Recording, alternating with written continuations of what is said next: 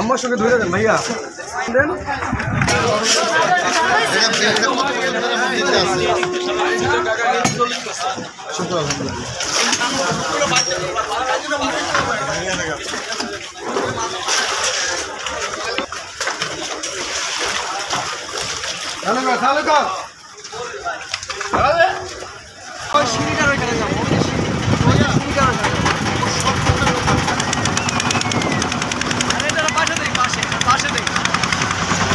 Shot নিলে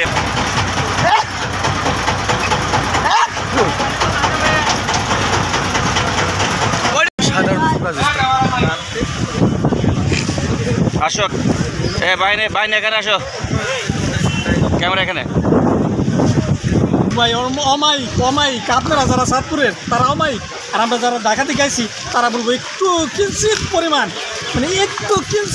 ত্রুটি আছে আপনাদের। পাম দিচ্ছিস আমাদের এলাকার লোকের না পাম দিচ্ছি না ভাই, বুঝতে বলছি তো চাঁদপুরের মানুষের একটু কিঞ্চিত পরিমাণ ত্রুটি আছে।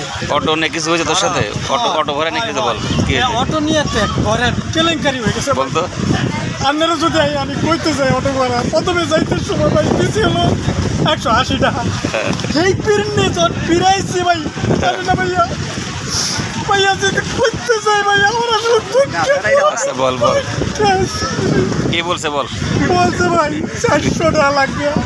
পিনটা আমার মাথায় তো পাঁচাই বাস অতটুকু পাঁচাই বাস না পাঁচাই গাড়ির হলো সিট 350 টাকা দিতে হয়েছে ভাইয়া অটোওয়ালারে।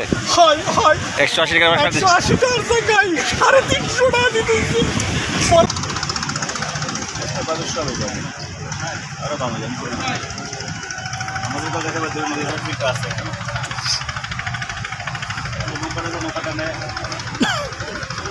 নৌকা যাইতেছে আমাকে তো নৌকা চলে যান, নৌকায় চলে যান।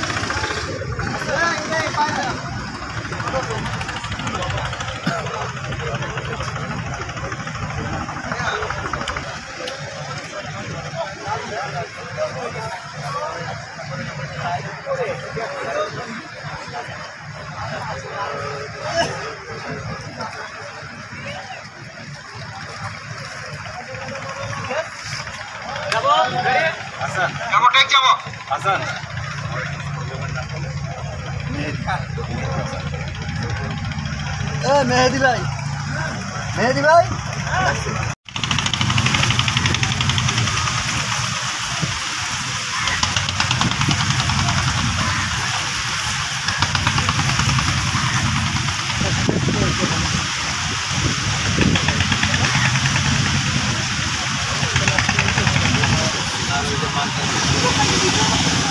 করে কি করে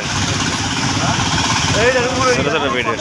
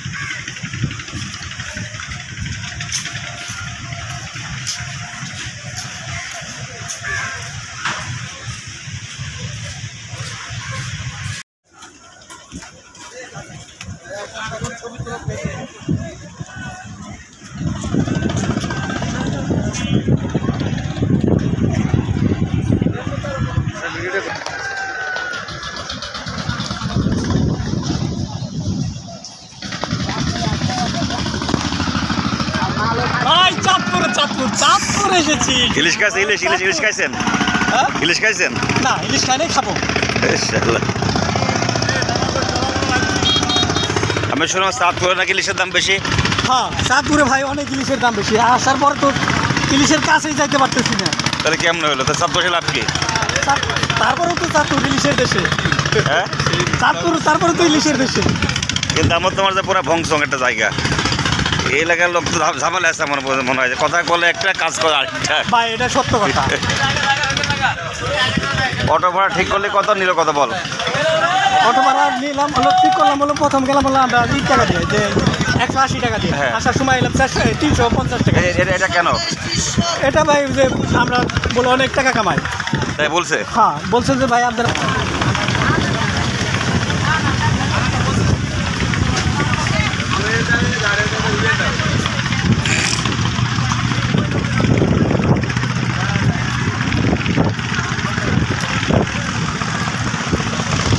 ভাই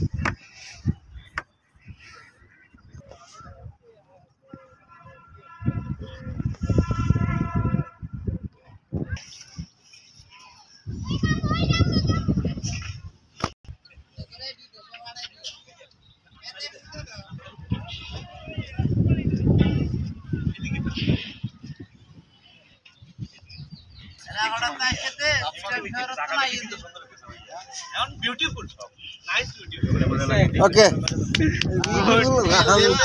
হ্যাঁ এবার দিয়ে দিব।